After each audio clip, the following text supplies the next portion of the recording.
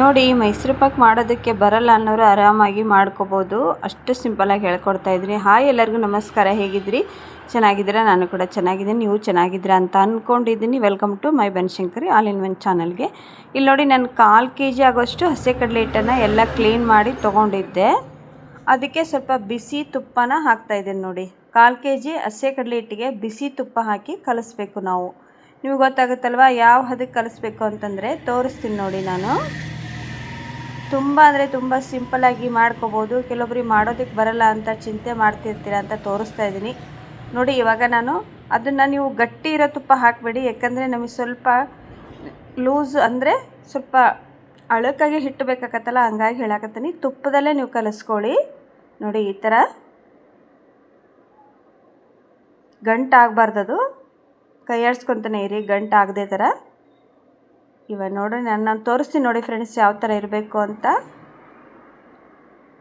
ನೋಡಿ, ಬೇಕ್ರಿಲಿ ಸಿಗುವಂಥ ಮೈಸೂರು ಪಾಕನ ನೀವು ಮನೆಯಲ್ಲೇ ಮಾಡ್ಕೋಬೋದು ಆರಾಮಾಗಿ, ತಿನ್ನಬೇಕು ಅನ್ನಿಸ್ದಾಗ ಅಂತ ತೋರಿಸ್ತಾ ಇದ್ದು ನೋಡಿರಿ. ಈ ಹದಕ್ಕೆ ನೀವು ಹಿಟ್ಟನ್ನು ಕಲಿಸ್ಕೋಬೇಕು. ನೋಡಿ, ಈ ಥರ ಇರಬೇಕು ಹಿಟ್ಟು. ಅದು ತುಪ್ಪದಲ್ಲೇ ಕಲಿಸ್ಬೇಕು.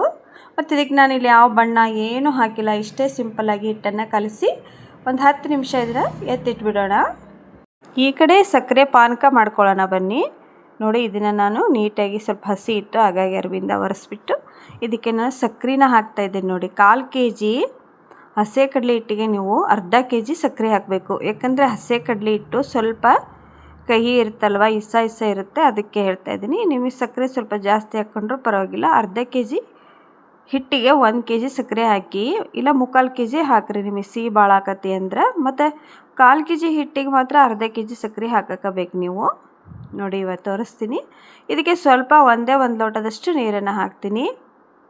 ಒಂದೆಡೆ ಪಾನಕ ಬರೋವರೆಗೂ ನೀವು ಪಾನಕ ಮಾಡ್ಕೋಬೇಕು. ಇದನ್ನು ಇನ್ನೊಂದು ಥರನೂ ಮಾಡ್ಬೋದು, ಆದರೆ ಈ ಥರ ತುಂಬ ಚೆನ್ನಾಗಿ ಬರುತ್ತೆ ಅಂತ ಹೇಳ್ಕೊಡ್ತೀನಿ.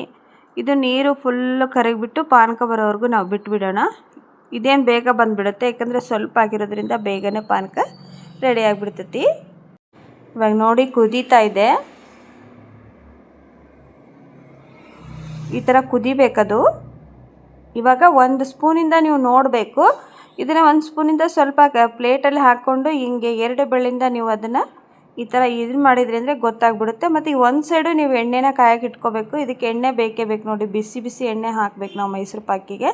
ಇಲ್ಲಿ ಸಕ್ಕರೆ ಪಾನಕನೂ ಬಂದಿತ್ತು. ನಾನು ನೋಡಿ, ಒಂದೆಳೆ ಪಾನಕ ಅಂತ ನಿಮಗೆಲ್ಲರಿಗೂ ಗೊತ್ತಾಗೇ ಆಗುತ್ತೆ. ಒಂದೆಳೆ ಪಾನಕ ಸಕ್ಕರೆ ಪಾನಕ ಬಂದಿತ್ತು. ನಾನು ಅಲ್ಲಿ ಕಲಸಿರೋ ಹಿಟ್ಟನ್ನು ಹಾಗೆ ಹಾಕ್ತಾ ಮಿಕ್ಸ್ ಮಾಡ್ತಾಯಿದ್ದೀನಿ. ಇದೇ ಥರ ಸ್ಪೂನ್ ಇದ್ದರೆ ತೊಗೊಂಡ್ರೆ ನಿಮಗೆ ಬೇಗ ಹೆಲ್ಪ್ ಆಗುತ್ತೆ, ಗಂಟಾಗಲ್ಲ ಅಂತ. ನೋಡಿ, ಅದೇ ಎಣ್ಣೆ ಇದನ್ನು ನೀವು 1 ನಿಮಿಷನೂ ಕೈ ಬಿಡಬಾರ್ದು ಫ್ರೆಂಡ್ಸ್, ಕಲಿಸ್ಕೊತಾನೆ ಇರಬೇಕು, ಇಲ್ಲ ಅಂದರೆ ಗಟ್ಟಿ ಆಗಿಬಿಡ್ತೈತೆ. ಆಮೇಲೆ ಇನ್ನೊಂದು ಹೇಳ್ತೀನಿ, ದಯವಿಟ್ಟು ಇದಕ್ಕೆ ಎಣ್ಣೆ ಹಾಕುವಾಗ ಸ್ವಲ್ಪ ಹುಷಾರಿಂದ ಹಾಕಿ, ಯಾಕಂದರೆ ಎಣ್ಣೆ ಮೇಲ್ಗಡೆ ಬಂದು ನಿಲ್ಲುತ್ತೆ ಅಲ್ವಾ, ಅದು ನೀವು ಕೈ ಆಡ್ಬೇಕಾರೆ ಕಣ್ಣಿಗೆ ಅಥವಾ ಕೈಗೆ ಸಿಡಿಯುತ್ತೆ. ನನಗಾದ ಅನುಭವ, ನಾನು 2-3 ಸಲ ಈ ಥರ ಮಾಡ್ಕೊಂಡಿದ್ದೀನಿ. ಯಾಕಂದರೆ ನಾವು ಎಣ್ಣೆ ಜಾಸ್ತಿ ಹಾಕ್ತೀವಲ್ಲ, ಎಣ್ಣೆ ಮೇಲ್ಗಡೆ ಬಂದು ನಿಂತು ಬಿಡುತ್ತೆ. ನೋಡಿ, ಲಾಸ್ಟಿಗೆ ಬೇಕಾದ್ರೆ ಅದನ್ನು ತಕ್ಕೋಬೋದು ಎಣ್ಣೆನ, ಆದರೆ ಇದಕ್ಕೆ ಬೇನ್ ಬೇಕಾಗಿರೋದು ಬಿಸಿ ಎಣ್ಣೆ. ಇವಾಗ ಆ ಕಡೆ ಎಣ್ಣೆ ನಾನು ಕಾಯಕ್ಕೆ ಇಟ್ಕೊಂಡಿದ್ದೆಲ್ಲ ನಿಮಗೆ ತೋರಿಸಿದ್ದೀನಿ, ನಾನು ಎಣ್ಣೆ ಕಾಯಕ್ಕೆ ಇಟ್ಟಿದ್ದ. ಆ ಎಣ್ಣೆನ ನೀವು ತಂದು ಇದಕ್ಕೆ ಹಾಕ್ತಾ ಇಬ್ಬರಿದ್ದರೆ ಇನ್ನೂ ಹೆಲ್ಪ್ ಆಗುತ್ತೆ, ಆದರೆ ಎಲ್ಲರ ಮನೆಯಲ್ಲಿ ಇರೋದಿಲ್ಲ. ನೀವು ಸ್ವಲ್ಪನೇ ಮಾಡ್ಕೊಳ್ಳಿ. ಫಸ್ಟಿಗೆ ಮಾಡೋರಾದರೆ ಸ್ವಲ್ಪ ಮಾಡಿಕೊಂಡು ನೆಕ್ಸ್ಟ್ ಮತ್ತೆ ಚೆನ್ನಾಗಿ ಬಂತಂದರೆ ಮತ್ತೆ ಮಾಡ್ಕೊಂಡು ತಿನ್ಬೋದು. ಇವಾಗ ಇದನ್ನು ಫಸ್ಟಿಗೆ ನೀವು ಎಣ್ಣೆ ಹಾಕಬಾರ್ದು ಫ್ರೆಂಡ್ಸ್, ಈ ಥರ ಆಗಬೇಕದು. ನೋಡಿ, ಸ್ವಲ್ಪ ಈ ಥರ ಆದಮೇಲೆ ನೀವು ಸ್ವಲ್ಪ ಹಿಟ್ಟು ಅದರಲ್ಲೇ ಪಾನಕದಲ್ಲಿ ಬೆಂದು ಆದಮೇಲೆ ನೀವು ಸುಡೋ ಎಣ್ಣೆನ ಹಾಕಬೇಕು. ನಾನು ಇವತ್ತು ತೋರಿಸ್ತೀನಿ ನೋಡಿ ನಿಮಗೆ. ನೋಡಿ, ಈ ಥರ ಆಗಬೇಕದು. ಎಣ್ಣೆ ಮಾತ್ರ ಬಿಸಿ ಇರಬೇಕದು. ಹುಷಾರು ಫ್ರೆಂಡ್ಸ್, ಇನ್ನೊಮ್ಮೆ ಹೇಳ್ತೀನಿ, ದಯವಿಟ್ಟು ಹುಷಾರಿಂದ ಮಾಡಬೇಕು ಇದನ್ನು. ಒಂದು ಕಡೆ ಸೈಡ್ ಎಣ್ಣೆ ಹಾಕಬೇಕು, ಒಂದು ಕಡೆ ಸೈಡೇ ನಾವು ಕಲಿಸ್ಕೊತ ಇರಬೇಕು. ಇಲ್ಲಿ ತೋರಿಸ್ತಿದ್ದೀನಿ ನೋಡಿ, ಇದಕ್ಕೆ ಹೇಳಿದ್ದು ನಾನು ಮೇಲ್ಗಡೆ ಈ ಥರ ಎಣ್ಣೆ ಬಂದು ನಿಲ್ಲುತ್ತಲ್ಲ, ಅದು ಆವಾಗ ನೀವು ತುಂಬ ಹುಷಾರಿಂದ ಮಾಡಬೇಕು. ನೋಡಿ, ಗ್ಯಾಸನ್ನು ನೀವು ಸ್ಲೋನೇ ಇಟ್ಕೊಳ್ಳಿ, ಫಾಸ್ಟ್ ಇಟ್ಕೊಂಡ್ರೆ ತಳ ಹಿಡಿದ್ಬಿಡುತ್ತೆ. ಇದು ಫುಲ್ಲು ಗಟ್ಟಿ ಆಗಬೇಕು ಫ್ರೆಂಡ್ಸ್, ಹಾಗಂತ ಫುಲ್ ಗಟ್ಟಿಯಾಗೋವರೆಗೂ ಬಿಡಬೇಡಿ. ಏರಾಯಿತು ಅಂದರೆ ನಿಮಗೆ ಮೈಸೂರು ಪಾಕ ಆಗೋದೇ ಇಲ್ಲ. ಅದಕ್ಕೆ ಹೇಳ್ತಿದ್ದೀನಿ, ನಾನು ತೋರಿಸ್ತಿದ್ದೀನಿ ನೋಡಿರಿ ಯಾವ ಹದಕ್ಕೆ ಬರಬೇಕಂದ್ರೆ ಅದು ಫುಲ್ಲು ಒಡ್ಕೋಬೇಕು. ಹಿಟ್ಟೆಲ್ಲ ಒಡೆದು ಮೈಸೂರು ಪಾಕ್ ಯಾವ ಥರ ಇರ್ತಾರೋ ಆ ಥರ ಆದಾಗ ಮಾತ್ರ ನೀವು ಅದನ್ನು ಆಗಿದೆ ಅಂತ ತಿಳ್ಕೊಬೇಕು. ನೋಡಿ ಈಗ ಮತ್ತೆ ಎಣ್ಣೆ ಹಾಕ್ತಾಯಿದೆ. ಇದೇ ಥರನೇ ಎಣ್ಣೆ ಹಾಕ್ತಾ ನೀವು ಮೈಸೂರು ಪಾಕನ್ನು ಮಾಡಬೇಕು. ಇಲ್ಲಿ ಹೊಡಿತಿದೆ ನೋಡಿ ಫ್ರೆಂಡ್ಸ್, ಆ ಥರ ಪೂರ್ತಿ ಹಿಟ್ಟು ಹೊಡೆಯೋವರೆಗೂ. ಇವಾಗ ಸಡನ್ಲಿ ಹೊಡೆದಿದೆ ಅಂತ ಅಂದ್ಕೊಂಡು ನೀವೇನು ಹಾಕೋಕ್ಕೆ ಹೋಗ್ಬೇಡ್ರಿ, ಯಾಕಂದರೆ ಫಸ್ಟಿಗೆ ಹೊಡೆಯೋದಿಲ್ಲ ಅದು. ನೋಡಿ ಇವಾಗ ಆ ಥರ ನಾವು ಎಣ್ಣೆ ಹಾಕಿದ ಸಹಿತ ಇನ್ನೂ ಅದು ಪೂರ್ತಿ ಮೈಸೂರು ಪಾಕ ಆಗಿರೋದಿಲ್ಲ. ಇದಕ್ಕೆ ಬೇಕಾದ್ರೆ ಫುಡ್ ಕಲರ್ಗೆ ಹಾಕ್ತಾರೆ, ನಾನು ಹಾಕಿಲ್ಲ ಇಲ್ಲಿ.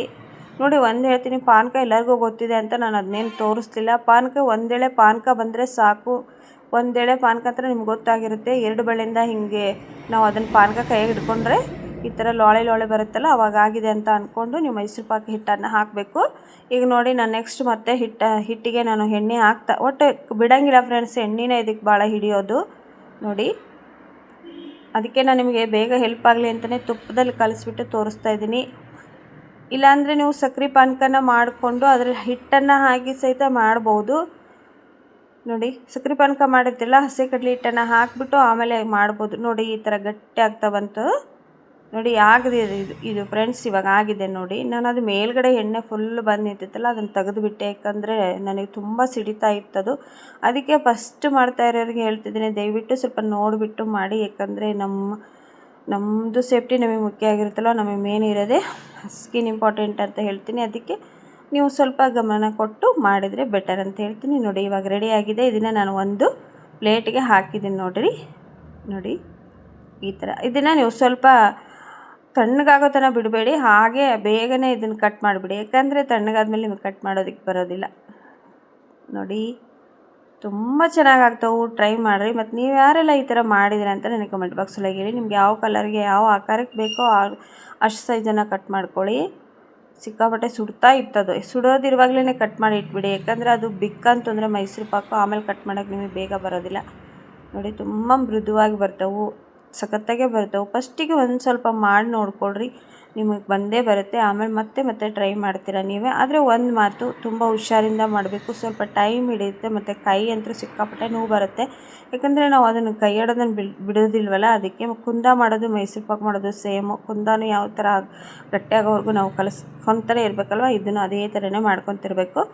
ನೋಡಿ ಪೂರ್ತಿ ವಿಡಿಯೋ ನೋಡಿ ಸಪೋರ್ಟ್ ಮಾಡಿರಿ. ನಿಮ್ಮೆಲ್ಲರ ಸಪೋರ್ಟು ನಮಗೆ ಹಿಂಗೆ ಇರಲಿ ಅಂತ ಹೇಳ್ತೀನಿ. ಇವತ್ತು ಸಂಕಷ್ಟಿ ಅಲ್ವಾ ಫ್ರೆಂಡ್ಸ್, ಎಲ್ಲರಿಗೂ ಗಣೇಶ ಒಳ್ಳೇದು ಮಾಡಲಿ. ಮತ್ತು ಮೈಸೂರು ಪಾಕ್ ರೆಸಿಪಿ ಹೇಗಿತ್ತು ಅಂತ ಹೇಳಿ. ನೋಡಿ ನನಗದು ತುಂಬ ಇಷ್ಟ ಆಯಿತು. ಯಾಕಂದರೆ ತುಂಬ ಮೃದುವಾಗಿ ಬಂದಿದ್ವಿ ಇವು. ನೋಡಿ ತೋರಿಸ್ತೀನಿ ನಿಮಗೆ. ಅದನ್ನು ಮುರಿದ್ಬಿಟ್ಟು ಕೆಳಗಡೆ ಎಣ್ಣೆ ಜಾಸ್ತಿ ಆಗಿತ್ತು, ನಿಮಗೆ ಗೊತ್ತೇ ಇದೆ. ಅಂದರೆ ಒಂದು ಪ್ಲೇಟಿಗೆ ನೀವು ಎಣ್ಣೆನ ಹಚ್ಚಬೇಕು, ಇಲ್ಲ ತುಪ್ಪನಾದರೆ ಹಾಕಿ. ಡೈರೆಕ್ಟಾಗಿ ಹಚ್ಚಬೇಡಿ, ಡೈರೆಕ್ಟಾಗಿ ನೀವು ಹಾಕಬೇಡಿ, ಯಾಕಂದರೆ ಹತ್ಕೊಂಡ್ಬಿಡುತ್ತೆ ಪ್ಲೇಟಿಗೆ. ನೋಡಿ ಈ ಥರ ಕೇಕ್ ಕ್ರೇಟ್ ಇತ್ತಂದರೆ ಅದು ಇನ್ನೂ ಹೆಲ್ಪ್ ಆಗುತ್ತೆ. ಬಟ್ ನಮ್ಮ ಮನೇಲಿ ಇಲ್ಲ, ನಾನು ಹಾಗಾಗಿ ಈ ಥರ ಒಂದು ಪ್ಲೇಟಿಗೆ ಹಾಕಿಬಿಟ್ಟು ಮಾಡಿ ತೋರಿಸ್ತಿದ್ದೀನಿ. ಎಲ್ಲದನ್ನು ಕಟ್ ಮಾಡಿ ಇಟ್ಕೊಂಡೆ. ಹೆಚ್ಚು ಕಮ್ಮಿ ಒಂದು 10 ಮೈಸೂರು ಪಾಕ್ ರೆಡಿ ಆಯಿತು. ಇವು ಸಣ್ಣ ಪೀಸ್ಗಳು ಸೈಡಿಗೆ ಬಂದಿರೋದು. ನೋಡಿ ತೋರಿಸ್ತೀನಿ ನಿಮಗೆ ಮುರಿದ್ಬಿಟ್ಟು. ನೀವು ಒಂದು ಸಲ ಟ್ರೈ ಮಾಡಿ, ನಿಮ್ಗೆ ಗೊತ್ತಾಕತಿ. ನೋಡಿ ತುಂಬ ಸ್ಮೂತಾಗೆ ಬರ್ತವೆ, ಸಖತ್ತಾಗಿ ಬರ್ತವೆ. ಟ್ರೈ ಮಾಡಿ. ಓಕೆ, ವಿಡಿಯೋದಲ್ಲಿ ಏನಾದರೂ ತಪ್ಪಿದ್ರೆ ಕ್ಷಮಿಸ್ರಿ ಅಂತ ಕೇಳ್ಕೊತಾ ವಿಡಿಯೋ ಮುಗಿಸ್ತಾ ಇದ್ದೀನಿ. ಧನ್ಯವಾದಗಳು.